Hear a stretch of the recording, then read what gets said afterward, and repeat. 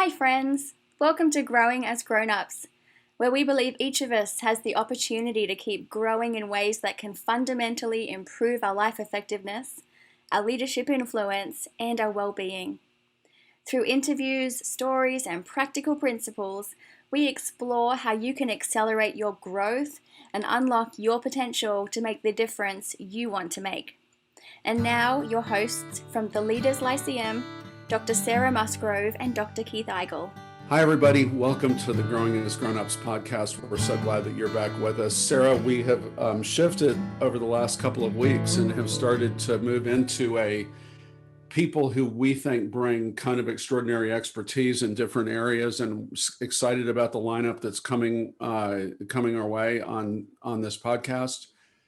I have to tell you, because Kevin, who we're interviewing today, is really a friend of that I've Zoomed with once. But I don't know if you're familiar with the word simpatico, but he is Sounds simpatico.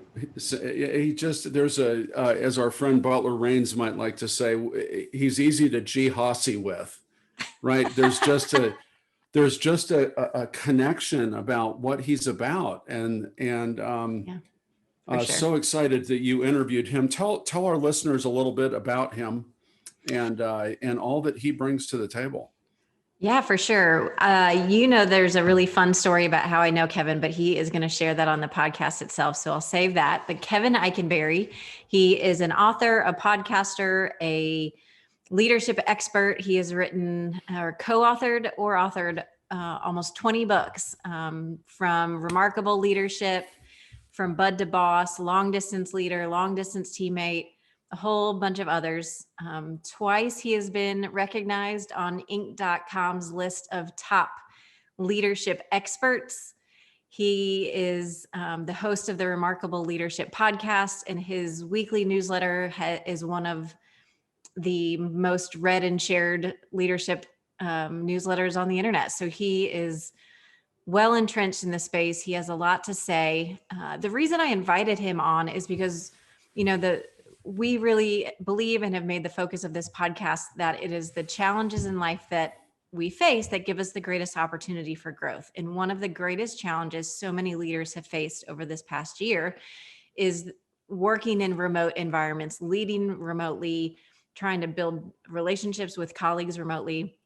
And that is something that Kevin's been really focused on even before the pandemic. And so rather than just saying, hey, it's a challenge that we want you to grow through, we thought bringing Kevin on to really share some of his expertise on what we can do to be successful in this environment, I thought was going to be valuable to our listeners. So that is what we are going to be talking about in this conversation. I love it. And I think one of the things that I'd love the listeners to maybe, I don't know if discipline themselves to do is the right word, but I will challenge them to do it, is that Kevin so clearly communicates things that you can do to lead intentionally through the times that we're in, right? Through this shifting environment. And it's so cool that he was on the front end of the wave. I mean, writing the book on remote leadership in 2018 seemed a little predictive, right? In a lot of ways. But it's one thing to listen to it and agree with it, right? Just, oh yeah, that's a great idea. It's another thing, and it's a deeper level to actually challenge yourself to think about the ways, especially if you're a leader of others, especially if you're a leader of others in organizations. But I think this could even apply to children, that especially adult children, if the listener has them, to think about what do I really do? Like, what's my normal way of doing this? And what would intentionality mean around the things that Kevin is saying? So I'm not going to preview what he says. I'm just going to say, look at yourself, and figure out, how do you bump up against your own status quo in a way that can actually change you, not just give you an interesting insight into a better way to handle this, which you'll hear. So anyway, why don't we jump into the podcast, and we'll be back with the listeners as soon as this is over. Kevin Eikenberry, welcome to the Growing as Grown-Ups podcast. I'm so excited to have you here. Sarah, I'm glad to be here. I don't know that I qualify as a grown-up, but I'm glad to be here. but you're growing. So that's all that counts. That I believe I'm doing. So I get 1 out of 2. There you go. So, I've shared with our listeners kind of your official bio resume, who you are, but I think there is a element of who you are that I think is just fun, and it's how I happen to know you. So why don't you tell our listeners where you are right now? I'm in our office at Remarkable House. We call it Remarkable House in Indianapolis, right next door to your mom and dad. Yes. And that's the short version of the story. We bought this house as an office house, did not do anything with zoning. It's not like we've got people coming in, and certainly not now. We don't have people coming out in and out every day.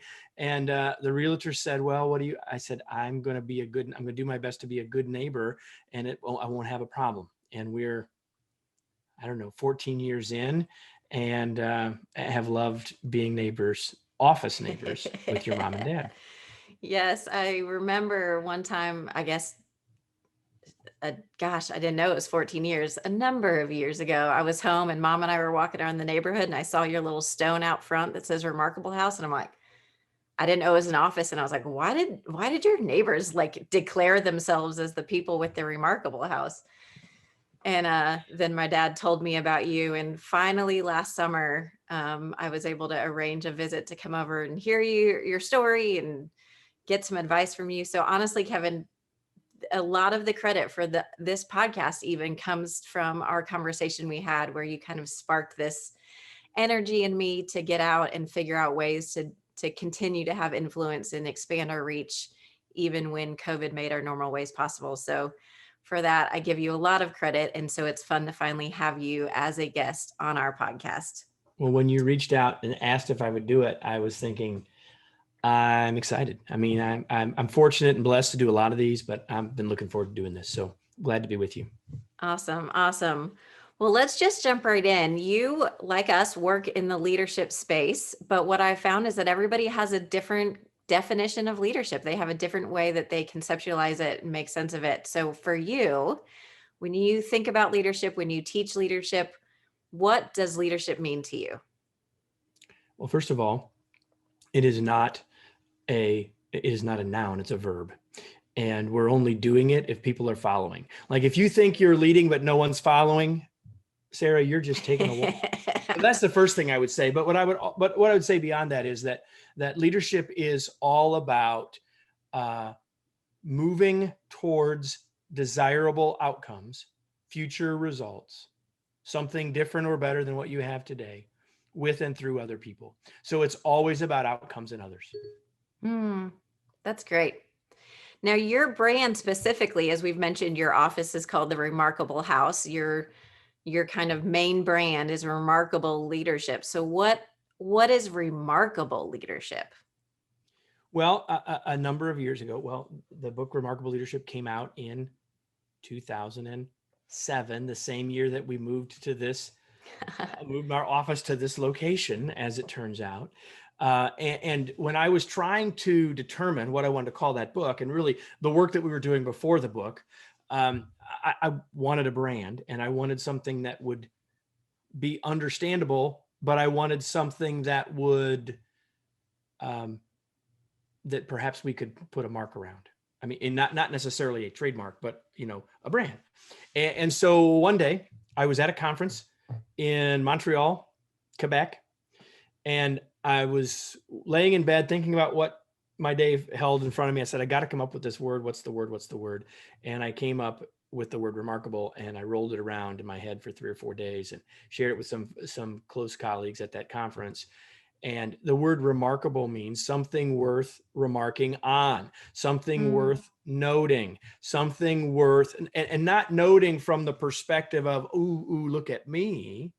But to me, at the end of the day, leadership, outcomes and others, we've already said that, but leadership is about helping make things better in the world. Like nothing great happens in the world, nothing better happens in the world without somebody leading it. And so the word remarkable is in part a brand, right? But it's in part about this idea that leaders that are noticeably doing something to reach better outcomes through others.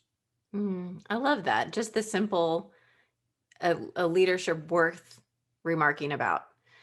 So let me ask you then on that note, like when you think about a leader that you've either worked with or admired from a distance or any sort of interaction, who is a leader that you look at and say that is a remarkable leader, and what makes them so special? So I've been asked that question a lot of times, and I actually love the way you asked it. So I'm going to give you two people, because I do think that we can think of people and we can learn from people and we can have mentors at a distance and even mentors through history. So if you said who is the most remarkable leader, I would certainly say Jesus. But if we went past that, I would probably say Abraham Lincoln, for a whole bunch of reasons, leading from a place of principle, leading in a situation that was highly difficult, not necessarily having had the perfect growing up or past, or had sort of everything fallen into place for him throughout his life and career. So I would certainly think of Lincoln. So I've given you two, and now I'm going to give you a third one. How about that? Bring and it. that is my dad, right? So Mhm. my dad, who passed away the same year we bought this house. Everything is about the Remarkable house Oh, today. yeah. Earlier in that year, in 2007, my father was just 20 years older than I. And he grew up on a farm, started a farm. We had a variety of ag businesses.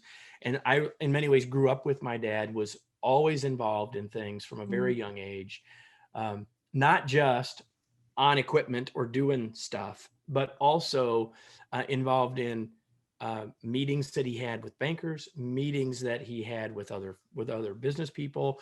And Wow. so there was tremendous lessons and learning that I gained from all that. I learned a lot from my dad, and he was, like every other human, flawed in significant ways. I mean, he was by no means perfect, right? And yet Sure. there were so many things about him that have had a mark on who I am, not only as a person, but as a leader.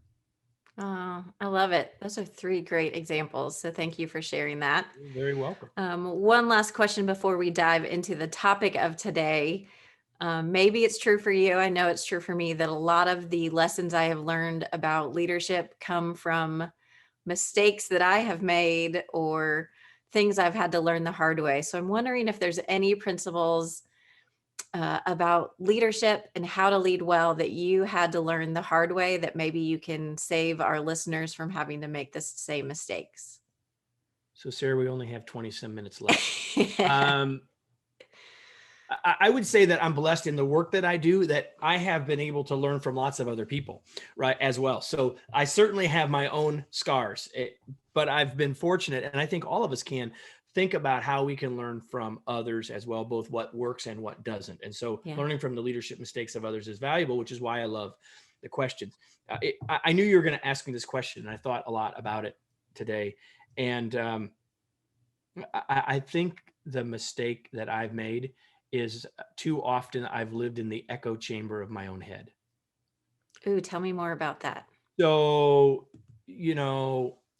leadership can be a lonely place, especially if you're also the owner, right? Yeah. And so as a leader, there are certain things that while I'm all for us being transparent and I'm all for us being authentic, but there's the professional, there's the personal, and then there's the private. We don't need to share everything with everyone. And while I think my team would probably say that Kevin's very open and shares, and I think I do, I have long lived, often in stages, lived in the echo chamber of my mind, which means I haven't had or reached out to mentors, confidants, coaches. I think that we need to have coaches in our lives. They don't have to be someone we pay, although it certainly could be, but we need people that we can get thoughts out of our head. I tell people all the time that thoughts are fuzzy and words bring clarity. And the longer that we just roll it around in our head, thinking about something is great, but when we talk about it, it helps us tremendously, right? I have the advantage of writing about stuff all the time on a blog and in newsletters and everything else, and in books. And so, I've learned a tremendous amount from taking my mistakes and everything else and getting it into words. But too often I haven't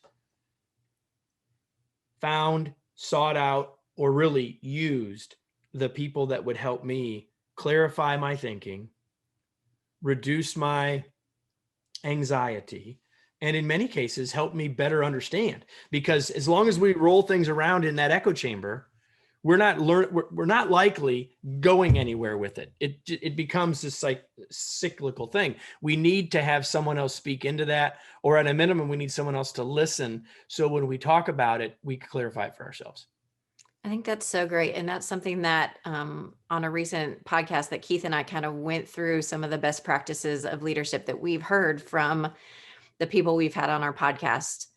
That is a consistent theme of people saying, you just can't do this alone, right? Even when you are supposed to be the expert, you are, the head of the company, even you recognize, I need other people to speak into this and be on this journey with me. So I love that.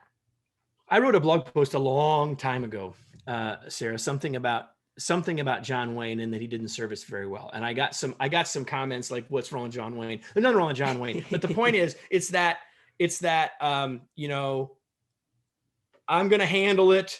I'm going to take care of it. The singular hero figure. And I only use John Wayne as an example, but the point is, that's not the right answer. It does not serve outcomes, and it doesn't serve others. And it certainly doesn't serve the third O, which is ourselves. Yeah, that's really good. So let's talk about why I wanted you on our podcast beyond just the fun. Because you couldn't find anybody else, and you knew I was your parents' neighbor. I know why you really did it. You wanted mom and dad to actually listen to this podcast, and now they might. They might. We'll see. We'll see. I knew if you said no, my dad could come knock on your door every day until you said yes.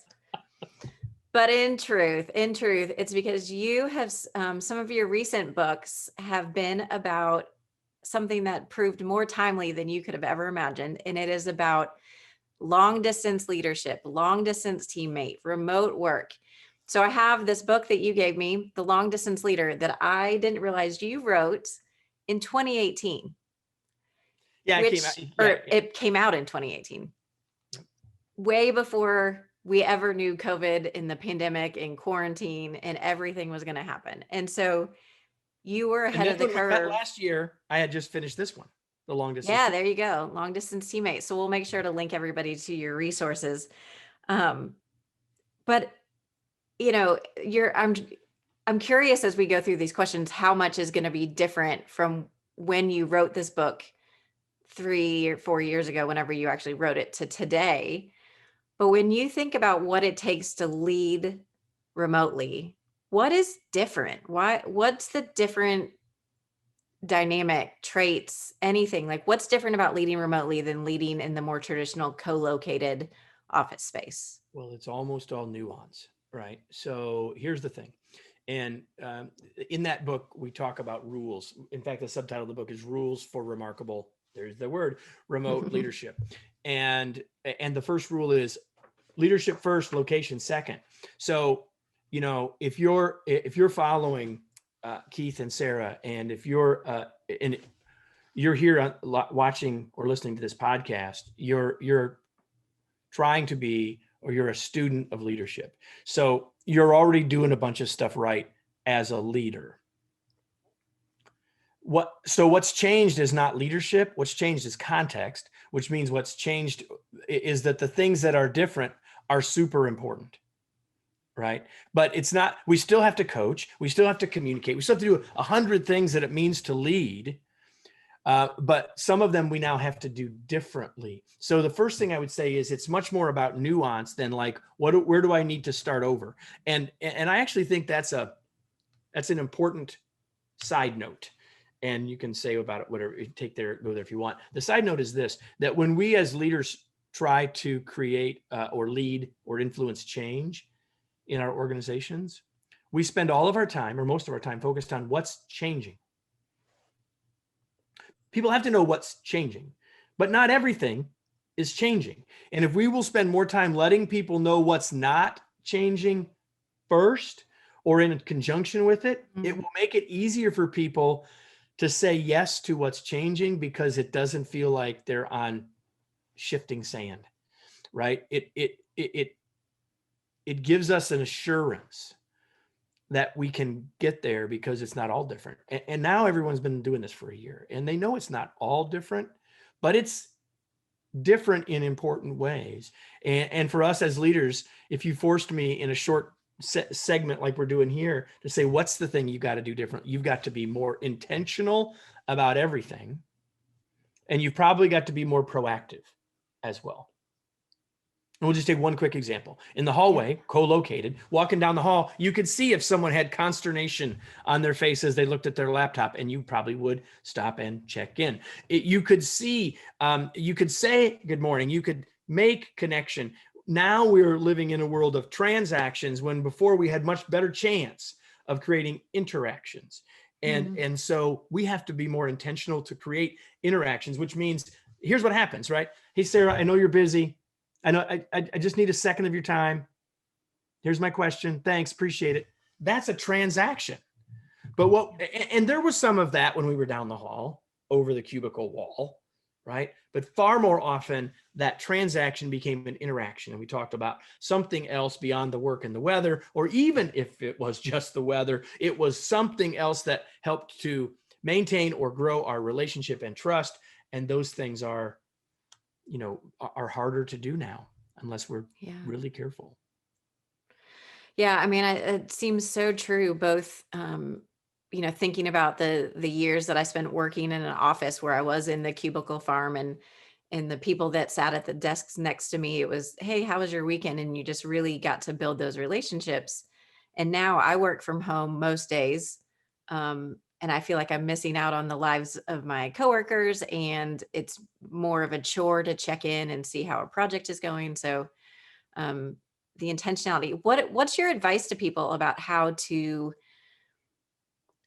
create that intentionality in ways that they didn't have in place before? Well, first of all, we probably need to be intentionally communicating more frequently, because some of it just happened automatically or accidentally or incidentally before. So number one is figure out what kind of communication rhythm you want with your team members. Talk with them about creating that rhythm. That's the first thing. But the other thing I would say is what I have is what I call my rule of 4. And my rule of 4 is every day I want to have interactions with at least 4 members of our team. Now there are 13 of us total. They don't all work for me directly, but I'm talking about 4 out of 13, or I guess 4 out of 12, not counting me. So I'm saying that every day I want to interact with a third of them. That doesn't necessarily mean on a webcam, although it might. It doesn't necessarily mean on the phone, although it might. It might mean the way in which we interact in our case, Slack message, in an instant message, right? It means that I don't just ask someone for the data or for some advice. We go a little further, right? There's a little bit of laughter, even if it's in a Slack message or whatever. So I'm trying to say to myself, if I don't do that 4 times a day, I haven't been successful today. I don't make it every day, but I guarantee you I make it far more often because I've set a goal for myself and I've set a standard for myself about it than I ever would otherwise. Because otherwise, what happens? The urgent wins. See, this is important, but the urgent will otherwise win. Always. Yeah. So what it sounds like is, going back to your definition of leadership was outcomes and others, right? It has to have both of those. And it seems like what you're saying is the default when we all get separated and are working remotely is we default to the outcomes. I'm calling you because I need something, because we have to accomplish a task. So is it that the leading others? Is it a relational dimension? Is it networking? Like, it's a relational dimension. It's a trust dimension. It's a collaboration dimension. See, here's what happens when we work remotely. What happens, generally speaking, everything else being equal, is the longer we're working remotely, the more we're looking at the same 4 walls instead of the walls in the office where there's a whole bunch of other visual cues and clues along with the folks, is that we become more insular, we become shorter term in view, and we see our work, our job as our work. Yeah. But our job is not our work. Our job is our work plus the team's work, which can be defined in lots of different ways depending on what it is. Think about a smaller box with a bigger box that shares two sides. Your whole job is the bigger box, not the smaller box. And that includes interacting, that includes collaborating, that includes sharing, that includes building trust, that includes interaction, as well as connection. It includes all of those things. And when we are thinking about the bigger box, when we have our team members thinking about that, then they're far more likely to choose to be engaged, because I'm more interested in being engaged in that than in my task list. So it sounds like another element of leadership is not just the leader being intentional about connecting with the employees, but the leader being intentional about facilitating connections among the team. So here's the thing. First of all, if you're not doing it, ain't no chance they're going to, because they're watching you, right? Like, people say to me, well, I'll ask them, well, think about a great leader. Well, they're a role model. I said, every leader's a role model. Everyone. They're all watching you every day. What you do, what you don't do, when you say it, how you say it, when you don't say it, everything. They're watching. You're already a role model. The only question is, are you rolling the things you want them to model? The only question. And so if you understand and value this connection, relationship building piece, then it's far more likely that they will. Yeah. Now, there are other things that we can do to facilitate that and to encourage it and all of that. But if we're not doing it ourselves, exhorting them to isn't going to help. Yeah. It's not. I heard a conversation you and your co-author Wayne had on your podcast talking about the intentionality of the word choice in your title of your new book, teammate, not team members. So you want to talk about that real quick, just to kind of expand that point a little more? Right. So it says two boxes, right? Bigger box. So here's what's happened in the last year. Ask people what they do. So, well, I work from home.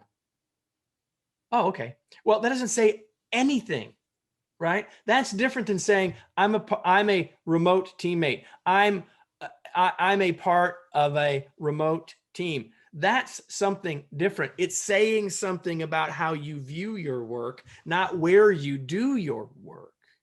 Mm-hmm. And so to me, there's a big difference between working from home and being an effective teammate. And teammate to us means something more than being a member of the team. I can be picked for the team. I can be selected to be a member of the team. But when I'm a teammate with you, Sarah, that changes my expectations of you and my expectations of myself. There's a level of care. There's a level of interest. There's a level of support. There's the need for encouragement. And those are the things that are the choices that we make when we choose to be engaged. So stay engaged, subtitle, stay engaged and connected while working anywhere, right? Yeah. That's the big idea of the book. So be intentional. That was one of your big advices. Is advice is a word? Pieces of advice for your leaders.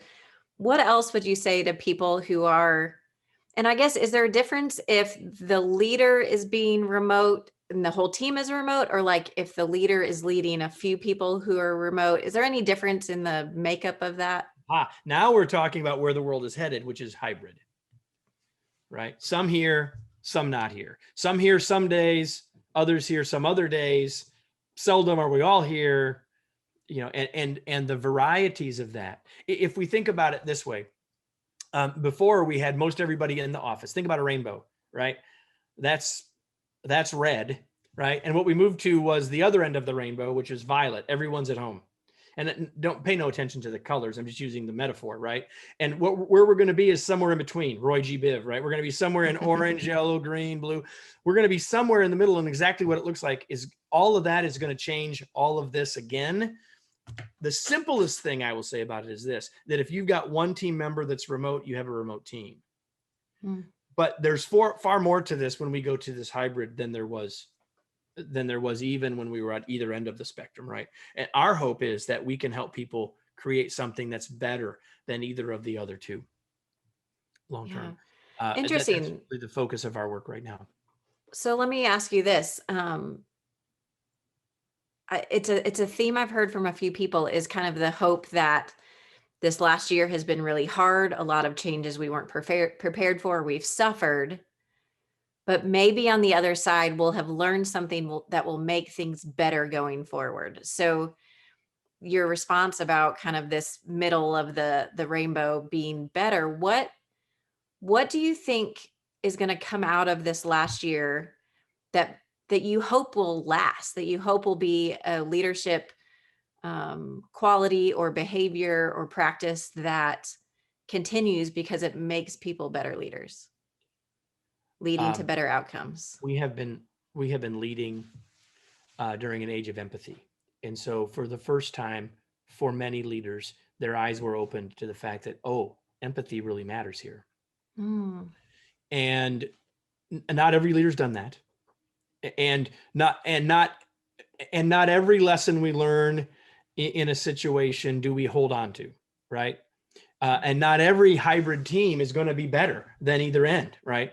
For lots of the same reasons. That's our vision of what we can create, is something better than either end of the spectrum. My vision is that leaders will remember the value of, the importance of, the criticality of empathy for our team members. I think for many, they figured that out and have done a better job with it. And it's my hope that we don't forget the lesson. So I personally love the concept of empathy. It's a part of a lot of the work that I teach. But I get resistance from a number of people who say, oh, that's too personal. It's too touchy-feely. It's not my job to know about somebody's family. That's their private world. How do you convince somebody the value of empathy if their natural reaction is the more, it's not personal, it's business approach? I just had, I used this phrase, I think I used this phrase a few minutes ago. I had a gentleman on my podcast, the Remarkable Leadership Podcast, the other day. His name is Minter Dial. And I can't remember, I'm looking right now. I don't know if I see his book to tell you the name of the book. But here was the thing he mentioned to me that I absolutely loved, that we have a professional life and lens, we have a personal life and lens, and we have a private life and lens. And I think people that have that resistance are lumping personal and private together. As a leader, we don't need to share everything about our innermost thoughts, workings, etc. But we need to be in that personal realm. And it's the same with our team members. And I want to give him all the credit because he gave me a handle to talk about what I've been talking about for years. And there's the difference. There's a difference between being able to connect with someone personally and knowing everything about their private lives. Like, we all know someone who's like an oversharer, right? You don't have to be that or ask them to be that. But a big part of trust is a sense of emotional closeness. That trust is not only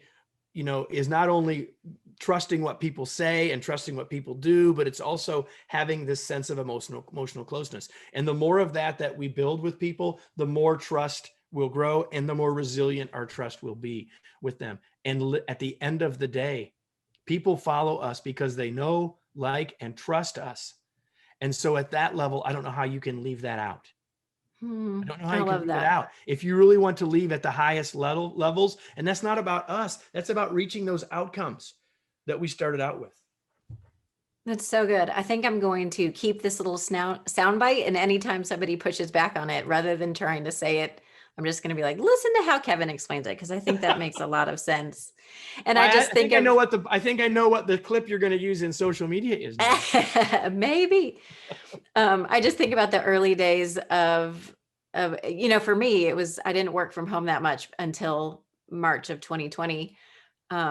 And how many Zoom calls I was on, and I could hear my husband being on, where all of a sudden everybody's bringing their dogs onto the camera, and it's like stuff you would never do before. Let me be all buttoned up and let me be, in this very quiet professional space. And then all of a sudden my big golden doodle's jumping up in my lap, and I'm like, well, here's my dog. And everybody does what? Oh, what's their name? And it made such, well, let me get my dog. And it was this human connection that all of a sudden I'm not just Dr. Sarah who's on a coaching call. I'm Dr. Sarah who has a dog that she loves and acts funny with. It just, it did kind of change that. And I love that you called out the empathy. So Tom Peters, in what he says is going to be his last book, we'll see. It's just come out. It's called Extreme Humanism, and he would be clapping for this part of this conversation.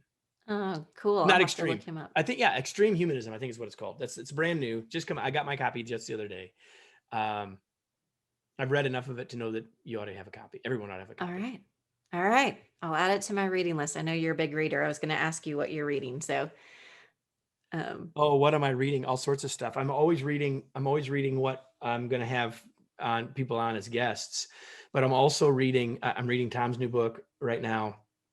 And I'm going to be reading this here shortly because I'm going to have this guy on my podcast. The book is called Be Where Your Feet Are. So it's about being present, which I think is going to be really, really great. But I'm also reading a book right now, and I cannot tell you the author because I don't have it in front of me, but the book is called Work, and it's about the history of work.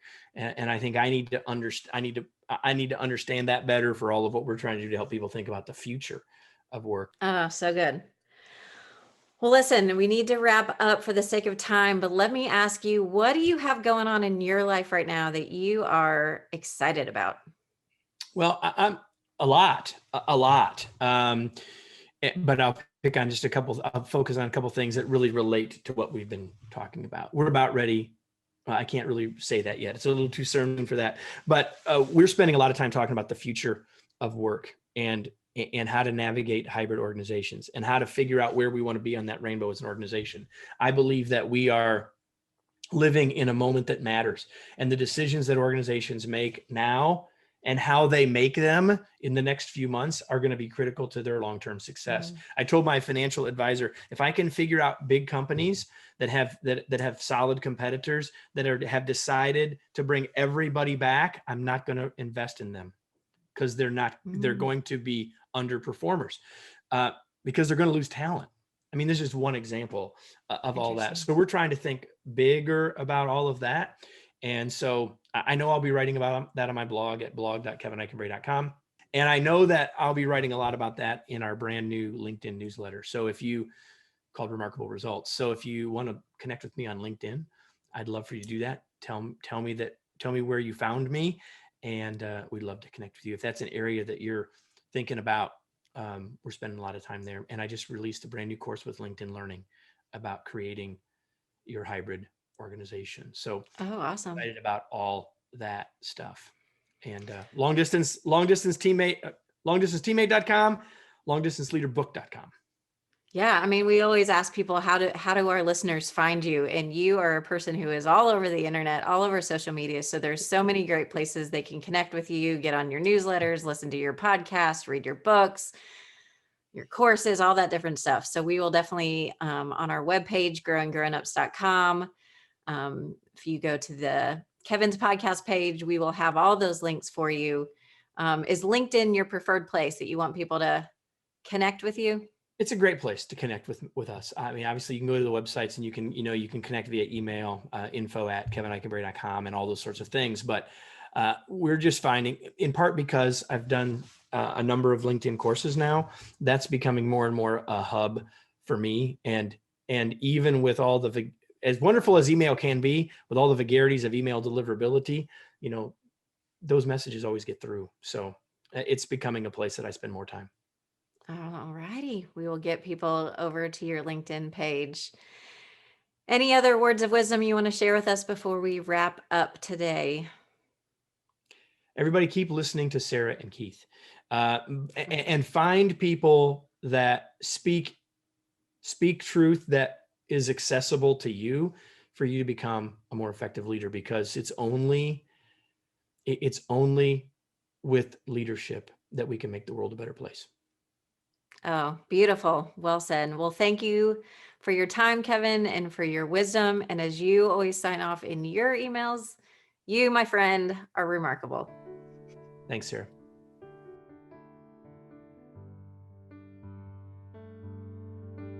All right, Sarah, I loved it. Great interview. Great interview. Way to be present. Way to be connected with him. You guys maybe have my two favorite radio voices. It's Well, just thank you. it was easy to listen to, and I was engaged the entire time. I tell you, one of the things that really stood out to me, especially as you got into this, we are in this challenging environment of a different kind of connection with people because of the pandemic. That responding to that need necessarily has engaged us in all sorts of technology that even changes the way we communicate with our family, Yeah. or others. Right? It's just it's everywhere now. I could go on and on. I'm not going to. The thing that I loved that he said, and I thought this was so important, is this intentionality and proactivity. Right? It's one thing to be intentional, it's one thing to be proactive, but when you can bring those things together around a goal of, like he said, 4 people a day, right? I'm going to connect with 4 people a day because of all the things that I'm missing in the environment that I would see if I just passed by their office or passed by their workspace in some way, or passed them in the hall. That how am I going to get what I'm missing in that time? And my gosh, I just thought that was amazing advice. Yeah, and when he carried that a step further and made the point about how our relationships have become more transactional and less relational, I thought was really convicting almost. I mean, you and I are remote 4 days a week, and I think a lot of times I only reach out to you to check on, have you done this yet? Do you need this? Here's this report, instead of just being what we used to do when we were in the office every day of, hey, Keith, how's it going? Like, what's going on in your world? That's a really professional way to say keeping me in line, but I like the way you said it better. Not at all. Not at all. I think that's really important. And I think, I'm a person who loves a system, right? So, and Kevin seems to be a little bit of the same way of having a goal of 4 people a day, that it's a small step, right? It's specific, it's measurable, it's attainable. I can tell you at the end of the day, I only made it to 3 people, but 3 is better than 0. And so thinking about what that means for our listeners and ways that they can be intentional about continuing to build relationships, because he tied that back in later to something that you and I have been talking a lot about recently with our work with teams, is the value of trust, and how trust is so important, and trust is based in relationships and vulnerability and interaction. And when you get insulated in your own world and you're just transactional, there's not an opportunity for that trust to build, and building trust at a distance is a different challenge. And so thinking through how do teams maintain trust or build trust in this new environment, I think is a challenge that I've not thought about until he brought that up. But I think it's a really, really important part of leadership and just working together that we can't overlook. Yeah. Before you jump on to any more points, which there were plenty of them, but I think that there is, I love this. He didn't actually use the word vulnerability, but the things that he was describing, the questions that he was describing asking people, are questions that require them to reveal something about themselves, right? And so when you reveal something about yourself, you are in some way being vulnerable. And to ask that of someone without demanding it of someone, but to open the door for them to tell you something about themselves. Don't be scared of the questions. They can say no, right? We don't need to worry about that. The other thing that I loved, and Kevin shared this, that you sort of asked him, or he volunteered, I don't know which way it went, this idea that urgency is what when he only does 3 instead of 4. In a way, what he was talking about is the thing that he needs to bump up against is just the very next thing that needs to happen. And bumping up against something is an important thing. Yeah. I mean, we talk about it, the urgency versus importance, in terms of how we are prioritizing our time and making decisions. And important things are the things that matter to us, right? That are connected to our values, connected to the impact we want to have, urgent are things that need to get done with some sort of time pressure. And how often is it true for you and for me that the urgent overpowers the important, and we don't get to those connections, those relationships, those investments that really matter more to us in the long run? But for so many of us, so often it is urgency. I mean, that is our status quo, is responding to the urgency.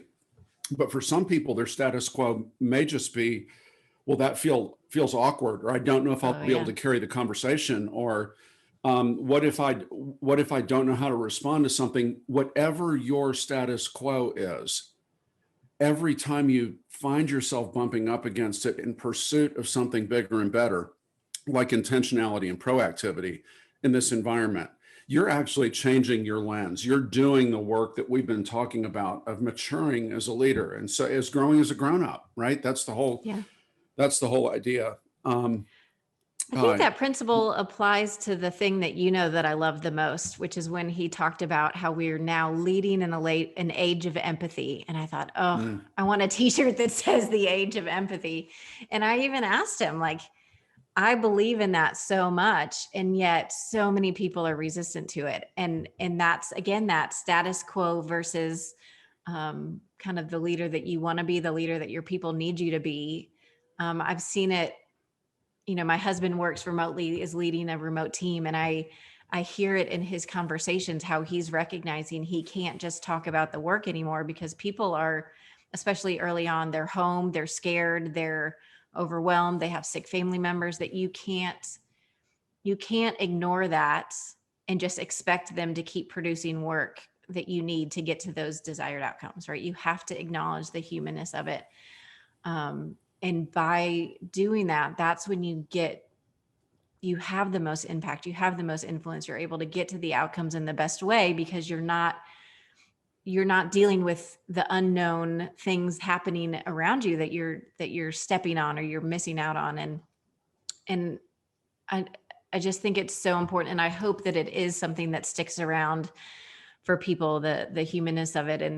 And you noticed, and for people who are just listening to us on podcast, we record these and put the videos on YouTube, but my sweet little goofy golden doodle just walked in the background of our video at the beginning. And so it's like, it just felt fitting for this episode. I was like, you know what, we're not going to edit it and take that out. We'll just let Rusty make a cameo appearance, because that is a part of who I am, is a dog owner. And so, but I think obviously there's more to it in terms of leadership and how, building empathy and modeling empathy and care for people, I think, is a really important leadership concept that I hope we don't lose. Yeah, me too. I knew, though, when he said it, that was going to be, ooh, he's touching Sarah's, like, that's her area. She loves it. Hey, one thing I want to highlight before we get off of this, off of today's podcast, is, one of the things that I thought he said just so beautifully is that every leader is a role model, right? It doesn't matter if you want to be or not, you are. And the question is, are you role modeling the right thing, or are you role modeling the thing that you intend to be role modeling? Because whether you're doing it on purpose or not, you're being a role model. If you're in a leadership role, if you're in a parent role, if you're, all these points of application. And one of the things I was thinking about, through all these podcasts, we've talked about, hey, go to our website, download the Growth Gap tool, kind of do that thing. A different way to use the Growth Gap tool, if you want to do it, if you resonated with anything that Kevin said in this, if there was something that really jumped out at you and grabbed you, put that in your bigger me values. Put that in section 2 of the Growth Gap tool, and then maybe look backwards and say, does that explain some of the frustrations I've had? But then work your way through the Gap tool and figure out what is the thing that will keep you from being the leader that you need to be in this environment. Right. And so I love that. And just to make sure I know what you're saying put things in the bigger me values section 2, like, I want to be a more proactive leader. I want to be a leader who builds relationships. I want to be an empathy a leader who leads with empathy. Are those the kinds of things that you're thinking about? Exactly. Or the role model Love thing that. or anything. Yeah. Kevin said so much, anything that may have jumped out at you that's like, ooh, that's a point I want to apply. Well, there's a reason you want to apply that point. It's because you realize in some way that you're not being as good at that as you either could be or want to be. Right. And then when you look up and say, what frustrations has that caused me? It's like, oh my gosh, this is really true about me. This is an important value. Then wrap your way through the growth gap tool, and you can actually turn this into small steps, a growth objective. What are you going to do over the next 2 weeks to be more intentional and proactive? It could be a magical point of application on this. Oh, that's so good. I hadn't even thought about that. So I don't know if you gave the web address for that, but if not, growinggrownups.com. It's where you're going to find the growth gap tool. It's where you'll find all the links to Kevin's books and his LinkedIn profile and his Remote Leadership Institute. I'll find a link to that. All those different things will be there in the video if you want to see Rusty.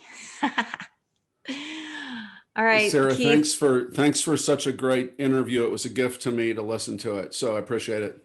Oh, it was super fun. And I'm glad Kevin was able to find time for us. And we have another really fun guest for you guys next week. So make sure to come back, subscribe if you haven't, tell your friends.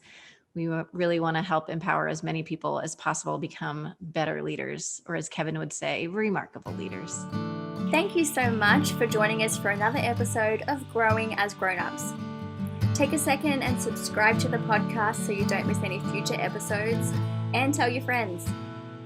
You'll find all of the goods related to this episode, including the transcript, videos, links, and other ways we can help you keep growing as a grown-up on our website, growinggrownups.com. Growth isn't easy, but it's completely within your reach. Until next time, journey well, friends.